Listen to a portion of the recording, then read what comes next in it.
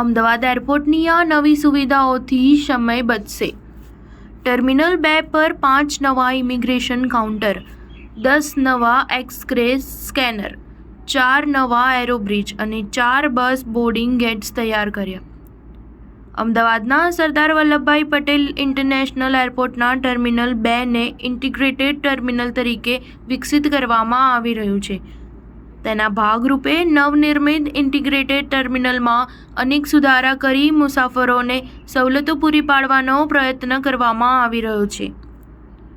Ahmedabad એરપોર્ટના integrated ટર્મિનલમાં security hold એરિયાથી લઈને એરોબ્રિજ અને ચેક ઇન કાઉન્ટર્સમાં પણ વધારો કરવામાં આવ્યો છે।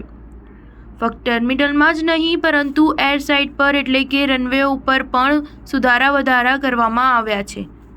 અમદાવાદના ઇન્ટિગ્રેટેડ ટર્મિનલમાં ગુજરાતની ભાતીગળ સંસ્કૃતિની થીમ ઉપર ડિઝાઇન કરવામાં આવી છે।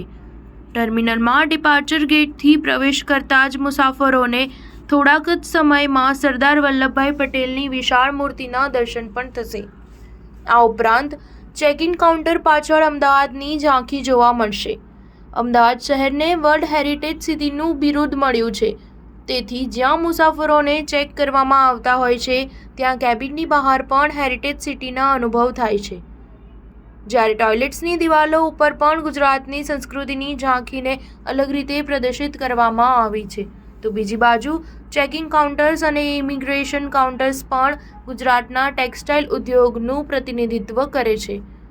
આ કાઉન્ટર્સની બહાર ભાગમાં બાંધણી અને બ્લોક પ્રિન્ટ્સની કૃતિ મુસાફરોને હળવો અનુભવ કરાવશે। વિદેશથી આવતા મહેમાનો અમદાવાદ એરપોર્ટ પર ઉતરતાની સાથે જ ગુજરાતમાં હોવાનો અહેસાસ કરી શકશે। न्यूज़ 7 હંમેશા સચ્ચાઈની સાથે।